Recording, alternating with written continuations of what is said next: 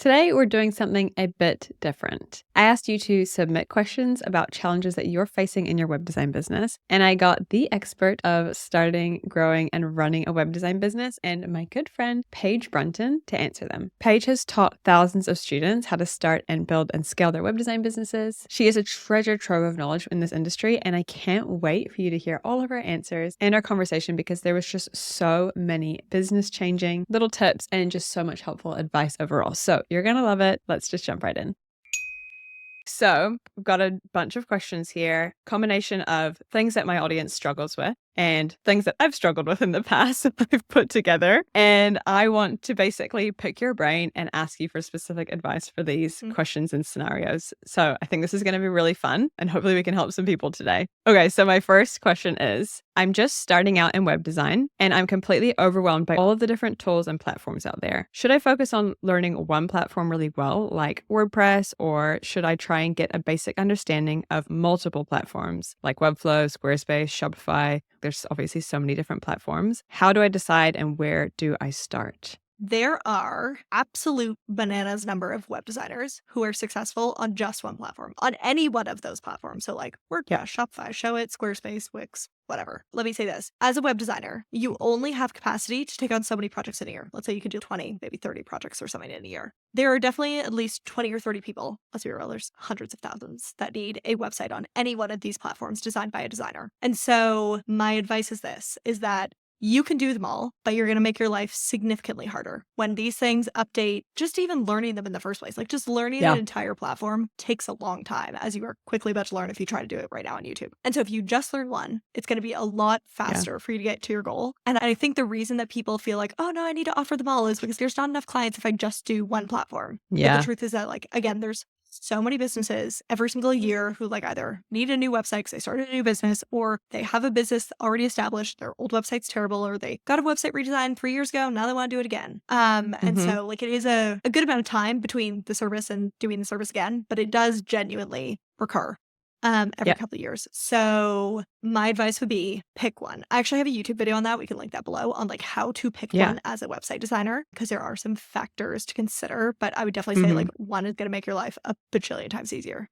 Yeah, I would agree with that too. That's what I did. At the very beginning, I dabbled in all of them just to see what I preferred and what I liked. And I landed on Squarespace. It was just what I liked better. And it seemed to like work best for my style. But working as a Squarespace designer and specializing in Squarespace, I can't imagine having all of that knowledge about all of the platforms. It actually would probably just be impossible. You would just have a surface knowledge of all of the platforms. You wouldn't be able to deep dive on one. And so then I think it's really better to be an expert in one area. And you're so right. Like it feels, the more the better. And I think being familiar with all of them is good so you can contrast and compare, but really specializing in one. All of these platforms are so huge, you're not going to have an issue finding people. So figure out which one you want, and then we'll link that resource below about trying to figure out like what one you want to use, but also just have a play around with them and then definitely specialize in one. That's both of us have done. And I think like Paige, you've seen so many web designers do that and have success with that.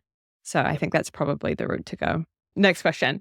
I've been freelancing for a few months now, and I'm struggling with pricing my services. I've had a couple of clients tell me my rates are too high, but if I lower them, I feel like I'm not making enough. How can I find the right balance? I don't want to scare people off, but I want to make enough money. Interesting. Okay. I think for this one specifically, if people are telling you that you are too expensive, I would argue that your price is too cheap. And so I think at the bottom of the market, the like budget, whatever, that is where people are the most and where you tend to get the most pushback on price. Whereas when you increase your skills, increase your confidence, all of those things, and you like, there are people charging 10, 15, 20 grand for a Squarespace website, for example. If you're like, I charge 100 grand and they're saying it's too expensive, it's okay, maybe there's a point here. But if it's like, I'm charging there's a 1,000, limit at some point. Yeah, there is a limit at some point. But if you're charging like 1,000 or 2,000 or something, I would actually say that you are currently hitting a very price sensitive market. And so actually going up in price could be beneficial. I do think, however, I do need to say is that I do think that your skill set needs to align with the price that you're charging. There was this one point in my business where a friend of mine was like, you need to up your prices. Like the quality of your work and the quality of service that you're giving people and everything. I'd actually worked with them. I like worked with them in an agency for a quick minute before I like had enough of my own clients. And he's like, you could literally double your price and change nothing about what you're doing. And like, it would be well worth it. And then I looked around and I was like, I think I was charging like $2,500 for a website at that point, like at the very beginning. And I looked around at other people who were charging that same price. I compared my designs to theirs and I'm like, oh yeah, mine are like significantly better. Like 2000 is like this guy had basically taken a template and swapped their photos and text in. It didn't really change it much. And I was like, that's interesting. What I want to say, the to do from this is do whatever you need to do to increase your design skills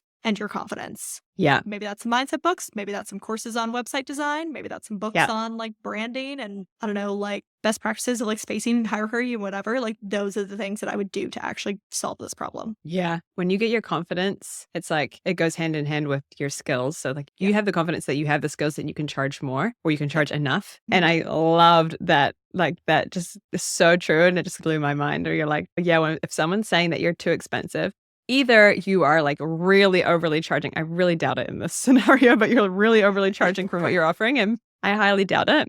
But yeah, make sure you're not charging crazy amounts for what you're actually offering. And like your prices are relatively aligned with what else is happening in the industry. But that's so good. If they're saying that you're charging too much money, you're probably not charging enough and you're attracting those people that are really budget focused and aren't necessarily valuing what you're bringing to the table. So it might just be like putting your rates up and getting a new audience. That is a little bit hard though. As a counter question to this, I know that there's some people who love to work with niches who are just on a budget, like nonprofits or charities. What is the like, do you see that happening? Yeah, please share. I have thoughts. I'm interested. Okay. Actually, charities, they have budgets. I have worked with multiple and they have paid very good prices. So if you're like, I want to niche into charities, but I feel like there's no money in it, that's actually not true. I've done a few charity websites and they had budgets for it. So that was good. There are, however, definitely a couple of markets which I've seen over time that are genuinely very price sensitive. So anything related to students, travel bloggers, both not great in terms of like their budgets. And then also, what was the last one? Oh, there was someone who was doing like, they were doing actors and actresses, but she was saying, she's like, most people who are going to be actors or actresses, either they're just starting, this is a side hustle on their like full-time job or whatever. And so this is like a side hustle thing and they're making a little bit of money, but they're not making fantastic money. And then you get to be like your George Clooney or Rachel McAdams or whoever. And then they have like through their people, they like have people who do the website design or whatever. Yeah. And so she's like, there's actually not that big of a market, but it was who she wanted to serve. And she just got really strategic and she does super well with it. She has templates. So that's another thing. It's like you can have different offerings. So if you want to offer a product which doesn't actually take your time to fulfill, then that is a fantastic way to serve the market who you're really passionate about while still doing it in a way which like it can make you the money that you want to make. Or she really got strategic. She would do VIP days or website in a day or website in a weekend or whatever. So it was like really compressed. And also she was like, these people don't actually have massive websites. So she's doing a greater volume of one-page websites basically than most web designers would do. So those are your options. Yeah. Okay. Interesting. Some good advice there. We'll jump into the next one. So this one's good. I'm currently working with a client who keeps changing their mind about the design. Oh God, I'm getting PTSD. Changing their mind about the design after I've already made significant progress. They're constantly asking for revisions. I'm laughing, but it's not funny. And the project has already gone over the allotted time and we're not done yet. How do I deal with this customer? How can I stop this from happening in the future? I feel bad saying no to revisions because I want her to be happy with the result. But to unpack there are two things. So one is what you do in future and one is what you do right now. In terms of what you do right now, two things that I would suggest you do. One, they give you specific visual examples of exactly what it is that they like. If you haven't already gotten them to give you inspiration websites or whatever, then that is an essential thing for you to do. So that's one. Second thing is live editing rounds can sometimes, I don't generally suggest it because it can be stressful to do your work and have someone like literally watching over your shoulder, but it can also make things go a lot faster. So I would suggest that you position it as, okay, this is not normally included in the package, but what I'm willing to do is do this one round of live revisions, which if you're wondering, it's like you get on a Zoom call, you share your screen and you like, they tell you, which like, let's be real. Typically we do not want our clients just being like, do exactly this. but No, to this get is a it over different with. situation. Yeah. We're trying to wrap this There's project that. up. That could be a way to get it done quickly. The other thing is if you don't already have a contract, you definitely need a contract because that is whatever is included in the contract. Whereas if there's no contract, it just keeps going. And so that's not great. Yeah.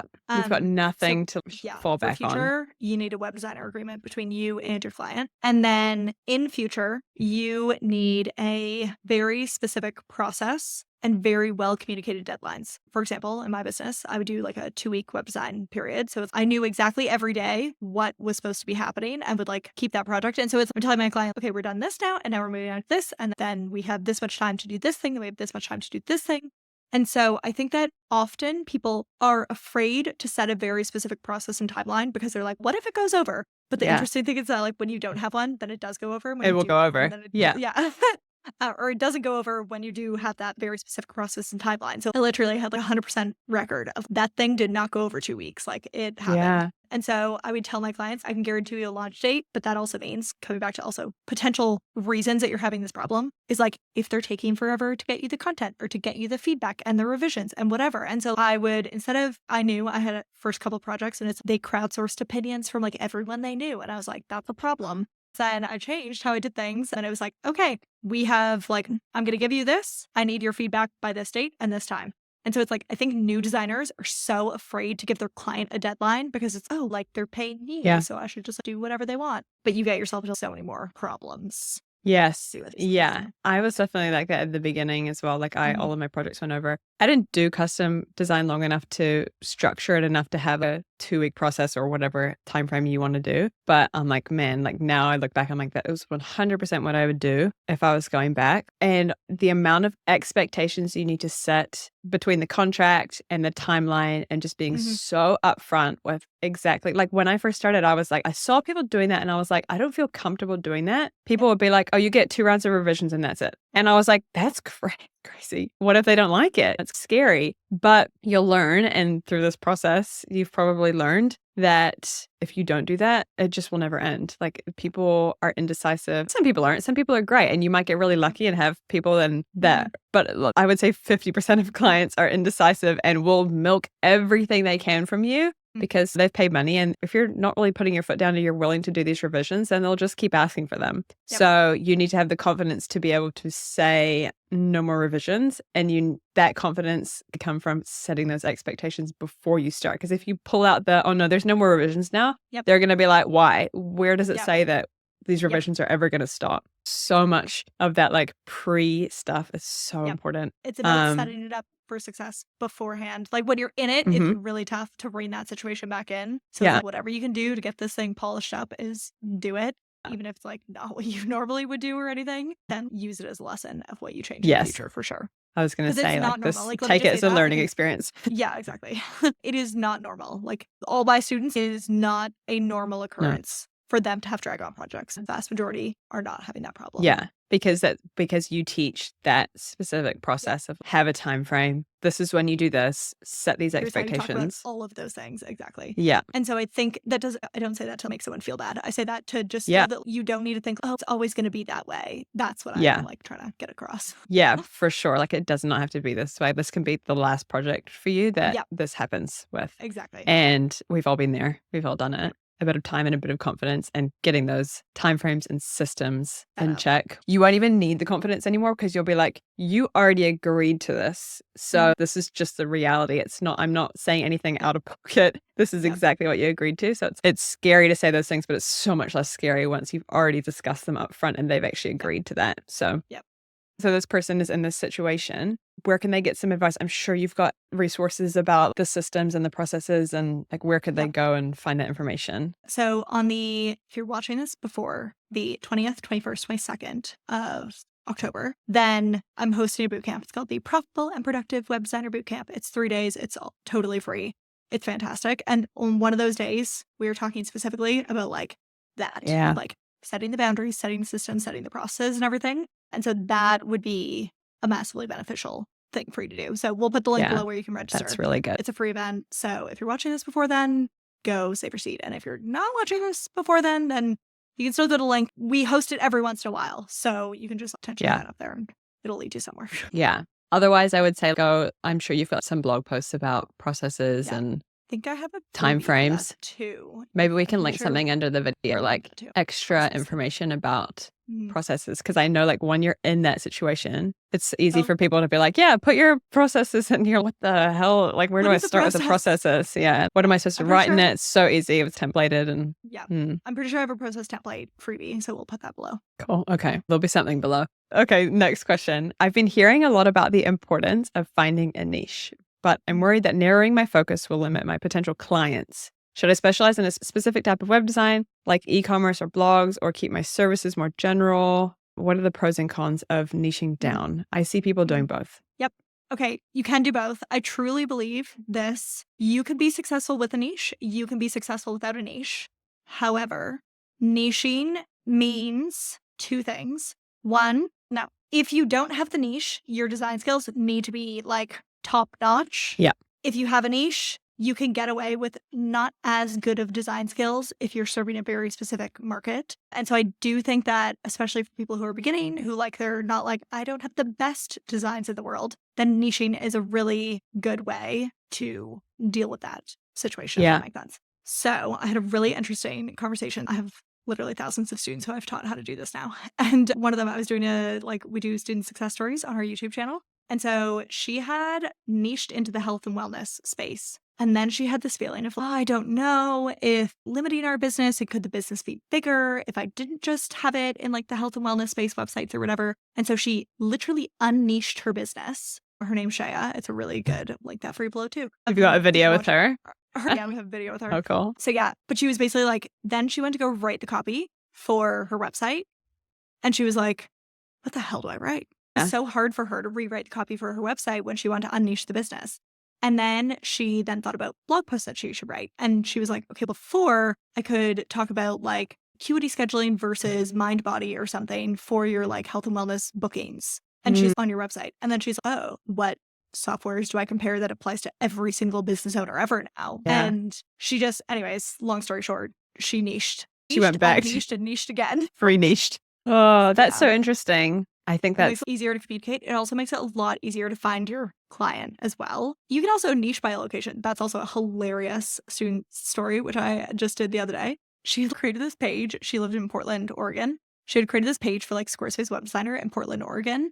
And then she started getting because she was like, oh, I can't just rank for web designer or Squarespace web designer. So I'll do designer, Squarespace web designer in Portland, Oregon. Starts getting good, not a ton, but good consistent traffic to this page just from literally putting the keywords on there. And then she started getting inquiries from it. So then she started getting a bunch of clients from Oregon. Then she started traveling the world. She's literally not even in Oregon. She's not in Portland when she did the projects. And I'm hilarious. Your niche is it's where you're from, but you don't actually one page on her website. It's not even the whole website. So she didn't change the entire website to that, but she created a niche page basically that's ranking in Google. And I was like, damn, that's smart. Wait, that's so funny because I could be like web designer for people in Paris. I'm like, where do I want to? It's so funny. So true though. Why? Yeah, why not? I guess she's got the knowledge about that industry. So she's got a bit of experience living there and probably has connections there. So yeah, she's in that world a little bit, even though she's still not there. But yeah, that's really funny.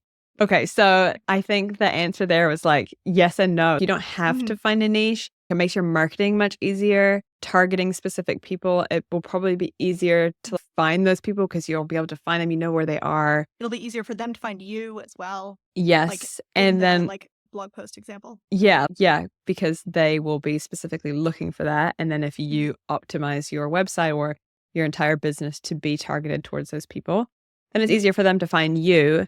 I can see why that's scary for some people because it seems like, oh, I'm really limiting myself. So interesting, that story of that girl who niched and then unniched because she was maybe maybe I'm limiting myself. And then she realized actually it was harder. She tested that theory for us already.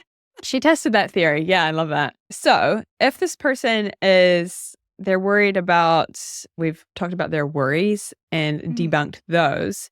I guess she says here, should I specialize in a specific type of web design? So what kind of niches are we talking here? Because we can talk about targeting different audience members, but we can also talk about different types of web design. We already talked about earlier with that other question about specializing in a specific platform, which is niching in a way as well. So what would you recommend she does from now if she's not sure what sort of niche she wants to get into or if she should or... Okay, so I have a few thoughts. Okay, quick options. You could niche by industry. That's the most obvious. I serve dentists. I serve the wellness. I serve yoga studios. I serve restaurants, whatever. You could do location. That could be another one. Portland, Oregon, or wherever you're from. You can do design style. That one's a bit harder to advertise and like communicate in terms of your marketing and everything, unless you're doing a very visual form of marketing. So like Pinterest, Instagram, for example, makes sense. If you're like, it's hard to write a blog post for like fun, creative, colorful businesses. You just need to see it. So if you're picking that niche, or if it's like minimalist or whatever it is, light and airy, I don't know,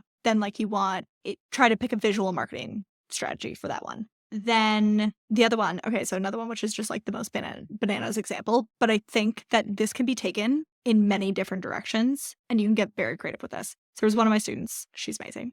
She's from California. She's from Laguna Beach. And she worked in journalism. COVID happened. She I think got laid off from her job because of that, or they had to reduce her hours massively or something. And she started something called Laguna Beach Living, which is just like basically it was a blog that was like on all of the cool things to do in Laguna Beach, what was happening in Laguna Beach, what businesses were opening, what cafes were the best to go to, like everything it's like very location specific. And so then other people started being like, oh my God, like, how do you do that? And so she put together a package where she will help you create basically like a location specific publication for your city. So she's done like a ton of American cities now. So it's like person comes to her, she does the website design, she teaches them how to write some blog posts, she teaches them also about the business model of like how you get basically like local sponsors to sponsor your like location specific publication, and how you get, she has like a course, and then she also does the website design. So like they take the education, she does the website design, and it's paired together. And I'm like, this is a really cool idea. So super unique. Yes, super unique. And so what I'm saying is, I'm not saying go do that by any means, but what I am saying is that is a very specific niche. Is I'm not just, it's like she's building them a whole business, and the website design is part of that, but it's like more than just that. And so is there any like entire business model that you like create for someone basically with the website? And that just even entire business model aside, just gets you thinking outside of the box. I think it doesn't have to be the same as everyone else's. You are differentiating yourself. You're niching into an audience. There's just, there's so many options. So I think just like really think about what you like to do, or what you are familiar with, what you have experience in. Would you want to set up any sort of niche for those areas? If not, then I guess go back to the drawing board and just like figure out, maybe don't niche to start, and just start experimenting with different styles, different industries, like all of those things that you listed. And then you can just like niche over time. That's an option as well. Because like Paige said, you don't have to niche. If you want to niche, jump into something that you know. If you're not sure, maybe start without a niche and just try a few little things and see what sticks. And I think that's like some good starting advice. That's cool. I love hearing about all of those. It's incredible what people do and how people find success. And I'm always open that I know that there's so many different ways, but when you actually hear about them, you're like, oh, wow, that's so good cool idea. And unique. And I love it. Okay. So next question. I've had a few inquiries from potential clients, but I keep losing out on the projects after the initial meeting. I'm not sure if I'm pitching my services wrong or if it's something else. What's the best way to pitch a web design project to a client, and how can I make my proposals and onboarding stand out? Okay, that's my first thought, is if you're not already doing consultation calls, they're really helpful. It's really helpful. So if it's just currently like they inquire through the website, you get back to them and be like, yep, answer their, I don't know, whatever. And then say, yep, you can book this date or something. They don't. I will say also one thing is, don't beat yourself up, because there is always a percentage of people who inquire who won't book with you, and that's okay. They might inquire with 3 people at one time. But I will say that having a consultation call is a really great trust builder, I guess you could say. So it can be an actual phone call, it could be a Zoom call, whatever you want to be. And in terms of what you're doing on that call to really close the sale, you're not standing there like just selling yourself. It's not like you choose me because of this or something. It's like you're asking them questions, and you are figuring out what it is that they want, what it is that they're dissatisfied about their current website, what it is that they're dreaming of for their future one, how is their business working right now, what are the challenges that they're having in their business right now, is there anything the website can do to fix those business challenges? You're talking about, their like inspiration for their website, and then you also are talking about, okay, here's my like in my consultation calls, there's actually no point in which I'm being like, and how do you think about that, Bob? There's it doesn't feel like a pitch. I remember when I did my first consult. When I did my first consultation call, I was really nervous, but I had been given really good advice. And it was like I had a real like structure to work with. And like we talked about before, having all those processes and systems and templates set up, that the consultation call can be a bit of a rinse and repeat, and you get quite confident. Yep. If you're confident in your processes, it's quite easy to jump on a call and be like, hey, this is how the What's website happening? design process works. And then it's all just you asking questions to them and they're answering about what they need. So it does not feel like, it feels almost like you're interviewing them more than they're interviewing you, which is Exactly. like when you first hear consultation call, you're like, oh, that's scary. But yeah, they really actually aren't if you know. Yeah. No, it's totally true. So in terms of what you say on a consultation call, this is something which like I give my students is here is minute by minute, like literally what to talk about, what to ask, all those things. But the one thing that's really key is something which I do towards the end of my consultation calls. And that is also something which didn't do at the beginning. And coming back to the question earlier about, oh, my client project is like going off the rails and it's taking way longer and everything. The thing that you need to like in the consultation call, you're like, okay, so here is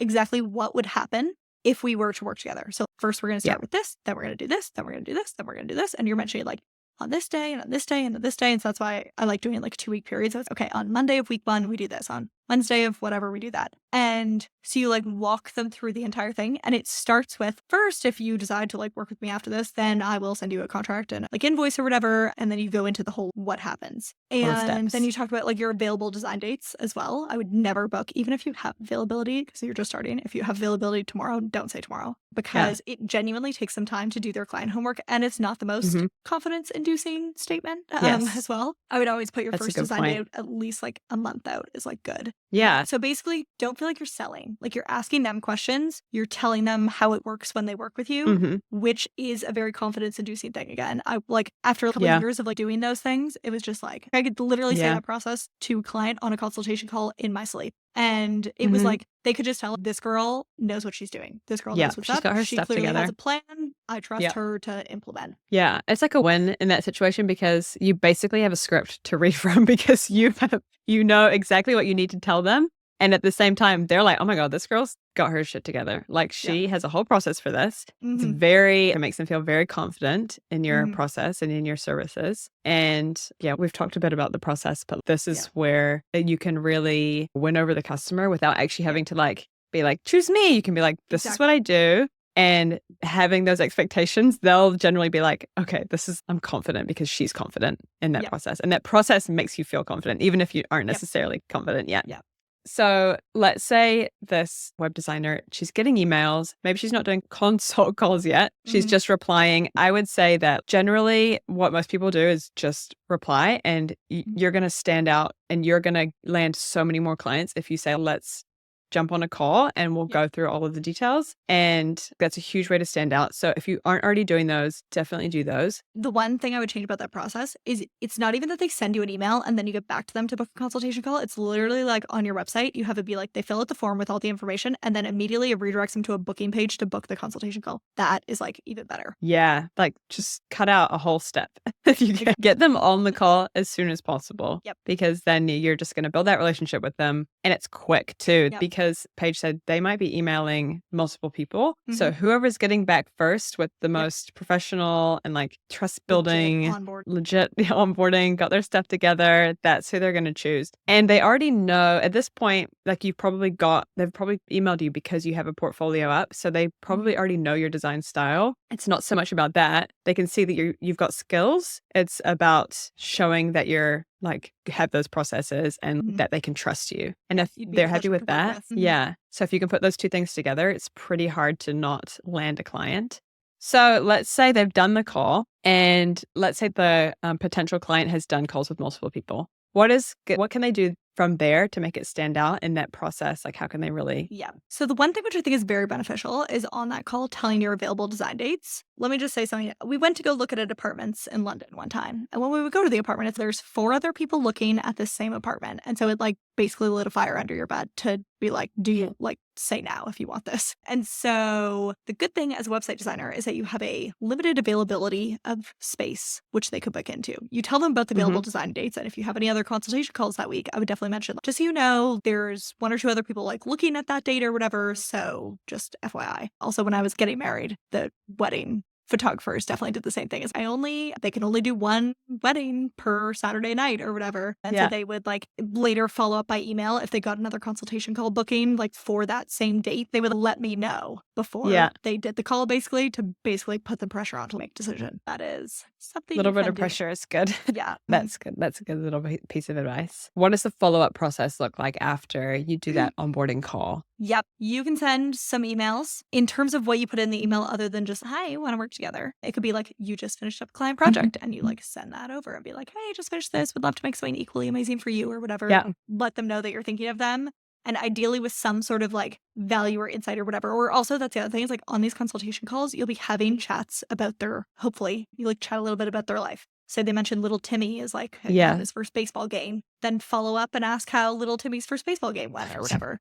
It's a person, have a relationship with that person, if that makes sense. Yeah. And definitely listen and maybe even record the call if you need to go back and reference things. And in terms like, do you get them to send a proposal right after the call or what does the proposal process look like? Is there do you have a template and system for that? I don't believe in proposals. And I know this can be controversial, but I think they're a ginormous waste of time. So hear me out on this. This is why. So if on your website you have very specific, if it's, I offer web design services, but there's no like specific offerings, I want like specific offerings and packages on your website with prices, with all the details of what's included. And so if you do that, then someone like in your inquiry form, it's, do you want this package or this package? So they select which one they want. And then it's this whole proposal situation. I'm like, y'all, I know designers who spend freaking hours or days putting together a proposal to then send off the perfect thing. And that just took you so much time to do. One. Yeah. Two, if you just had the information straight on your website in the first place, as opposed to like general, I offer web design something, which why designers still do that? Because an actual web designer would know that's just not best experience, but whatever. It's not great. If you have clearly defined packages and options and prices, you don't need a proposal because a proposal is, I've put together this custom thing for you or something. And maybe, so some people will say, okay, different businesses have super different needs or my projects are all very different. In which case I would think we could niche more because every different process, every different timeline is a big hit to your productivity. And you could streamline that more for sure. Yeah. Everyone wants to think they're super special and different, but to be honest, when I work with most business owners, they're pretty the same. Those things like I need a 5-page website with a booking or with a consultation call booking thing or with an email opt-in put on or something or with a blog and a store. And I'm like, I've done that like a million times.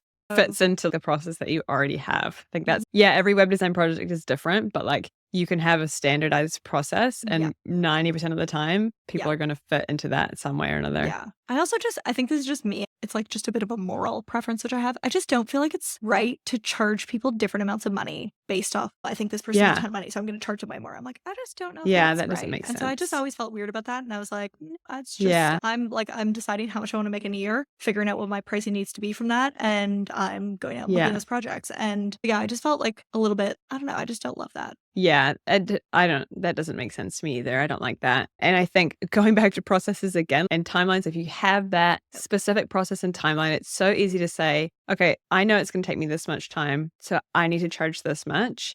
And it should be based on how much time and effort you're putting in, not how much money they make or how much money they can afford to give you. There's different scenarios. If you're obviously working with higher end people and you're doing more like complex design, but in turn, it's going to take you longer anyway, because you're maybe like the complexity of the design. And there's definitely different, like some variation in prices for different industries. But if you are serving multiple industries with the same exact package, you can't be changing your price. Do whatever you want, but I don't think you should be changing the price based on So that brings it back to all of those same systems, similar pricing, and that consultation call. Generally, you should be able to fit there. If you've listed stuff on your website clearly enough, the people that will be contacting you will be able to fit into one of those packages because they've already seen it. So they should already really know that they can. There might be some variation, but most of the time not. And you're saying that you don't even send a proposal. So that is interesting because I feel like when I did it, I mean, it definitely did not do things right. I would have loved to just skip the proposal process, but I definitely had packages to an extent, and I had my proposals templated. So I wouldn't really do anything too custom in them, just write a little bit about their business maybe. And then the rest of it was just a template. Yep. And that's what I would send them directly after the follow-up call. So you could do that as well, but Paige she's the expert here. And if you don't need it, you might as well skip that process. Or if you are going to do it, template it as much as possible and make it really fast for yourself because you don't want to be wasting time on that. But I guess just like making sure that you follow up straight away after the call so that you are on that person's mind, listen to what they're saying, be personal. Yeah. I literally just like on the call, I'm like, we're talking about design dates, which basically instead of being like, would you like to work together? It's like, here's the design dates. Does one of them like appeal to you, or is there one that you like have a preference for or whatever? And they're like, yes, I'd like to book September whatever to September whatever. And so then you just book them in there. I'll be like, cool, I'll send you the contract and the invoice right after this. Once you've paid that, then the spot's safe for you and no one else can book it. And that's just, it literally takes time. I can literally I send that within 5 minutes after the call, and then it can happen basically immediately. So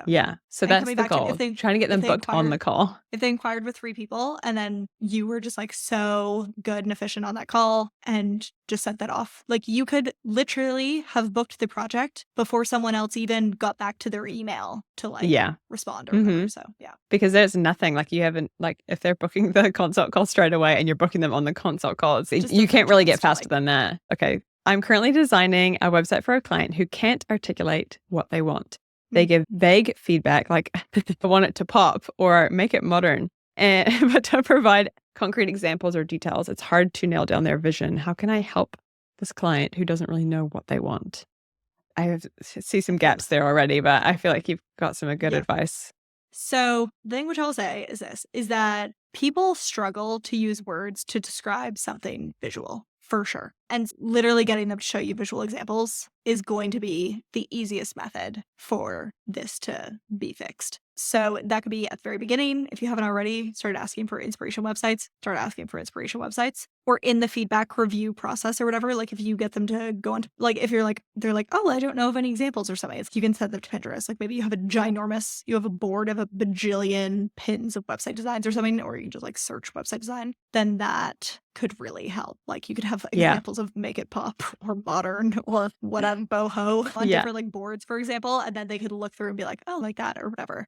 So what else would you do? I'd be curious. I think in this situation, so they give vague feedback. I would do the same. When I read these questions, I'm like, I want to know what this person's done at the beginning of the project, what they've got in terms of, have they sit on a mood board? Have they done those examples like you were saying on Pinterest and examples for websites? What have you already got? And did you guys establish a direction in the first place? Because it's just like what you were just saying. That's so important to do that first. Maybe they didn't. So I would say that's probably a lesson about what to do next time, getting really clear on the design direction and sticking to it as well. And that's falling back onto those processes because some people can change their mind a lot. And some people are just really indecisive. It just depends on their personality. So you have to hold them to that. Okay, this is what we decided on. This is what we're doing. And you have to stick to that. And because that's what we've got in the contract. But in this case, if they haven't done that initial stuff, I'd almost say, okay, this is going to take you a little bit longer now, but maybe go back and, like you said, go through those resources. It feels like backtracking, but it's that foundational stuff that takes a bit of time in the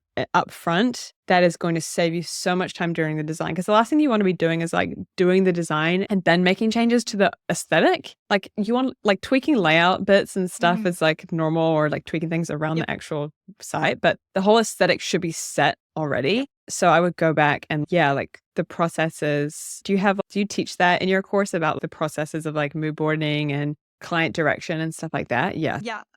So I have 2 different courses. One's called Square Secrets. One's called Square Secrets Business. Square Secrets is all about the design aspect and everything. And then like running the business. And so between the two, you got like everything you need. That's the perfect combo. Yeah. So I would say go back to the drawing board with their direction if you haven't done that already. If they did have the direction already and are still wanting changes and you're like, you're already quite far down the track, go back to your contract or your processes and be like, hey, these are the revisions that we can have. It's getting too much. If you don't have processes, then consider it a lesson and do your best to just get the project.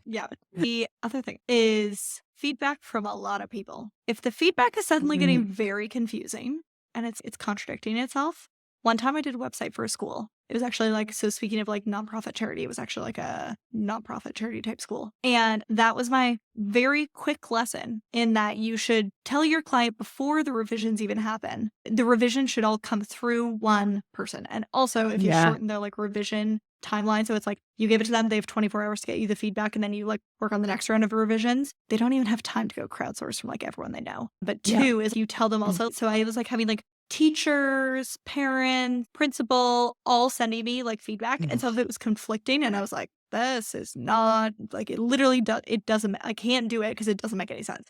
And so like the person who was like originally leading the project, I was like, okay. And there's been times where I haven't taken on projects. I had such a lovely, it's like a tourism board in New Zealand who got in touch with me. And I loved the guy. He seems so nice. And the project seemed really cool and everything.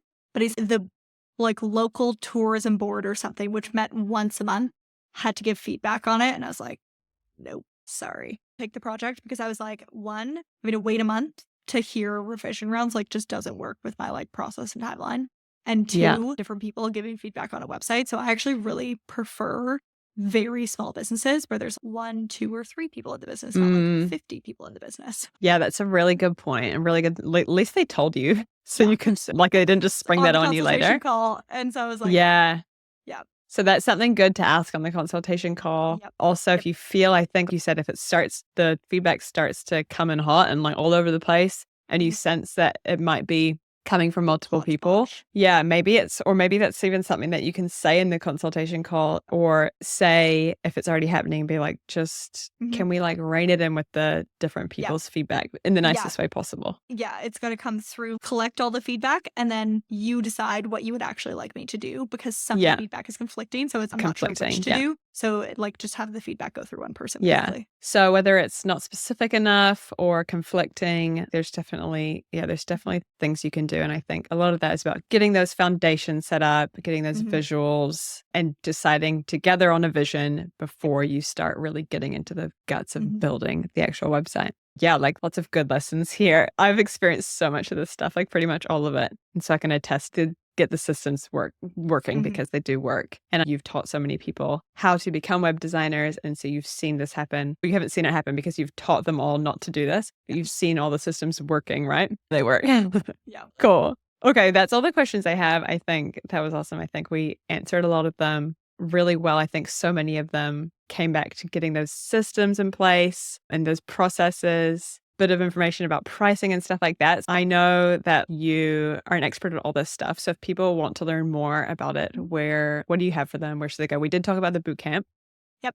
Yeah, bootcamp would be the best thing for you to come to. So in that, we are like deep diving into all of these potential things. I'm also there to answer your question. So if you want me personally to answer your question, then bootcamp is a great time to do it. So I host a 3-day event. It is so much fun. It is completely free. We do it inside of a group. And yeah, we have an absolute riot together. We are learning lots of things. If you're web designer curious, an aspiring web designer, maybe even you've already started web design and you're like freelancing and doing some projects, but it's like a little bit going off the rails right now. If you're in any one of those 3 situations, then you should come to this event. So again, the Profitable and Productive Web Designer Bootcamp. I'll put the link below with the registration details. And yeah, come to that. It's going to knock your socks off. Yes. Yeah, this bootcamp is super awesome. I will definitely be there. I'm always there. I feel like it's such a fun environment. People are always learning so much. Paige is there answering everyone's questions, which is like super, super valuable. So if you don't want to just ask questions through me and have me talk to Paige, if you want to ask her questions like live, she'll be there answering questions. So definitely. And then like all of the system stuff that we talked about, there's like a whole day on systems, right? And templates and information. And yeah, it's so good. Definitely come to that. And I will link that below the video. And I will also like link Paige's YouTube and stuff. She's got heaps of information about building a web design business. So definitely dive into that. And yeah, thanks, Paige. Thank you.